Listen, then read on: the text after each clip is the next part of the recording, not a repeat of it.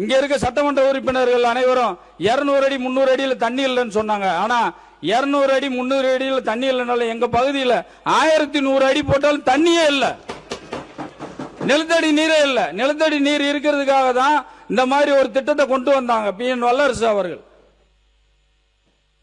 அதை நிறைவேற்றி தரவே இல்லை. இந்த தண்ணி இல்லாம இங்க மக்கள் ஒரு 5000 ஆரம்பிச்சாங்க. ஒரு 30 வருஷத்துல இருந்து இன்னைக்கு 20,000 குடும்பங்கள் வெளி மாநிலத்தில் போய் வேலை பார்த்துட்டு இருக்காங்க.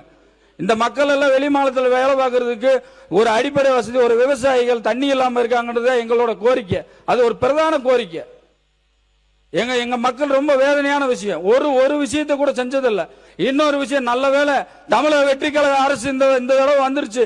இல்லைன்னா எங்கள் பகுதியே இந்த மேப்பிலே காணா போயிருக்கும். உசிலம்பட்டி மேப், அந்த மேப்பில் தமிழ்நாடு மேப்பிலே உசிலம்பட்டி காணா போயிருக்கும். எந்த ஒரு நலத்திட்டையும் செய்ததே இல்லை.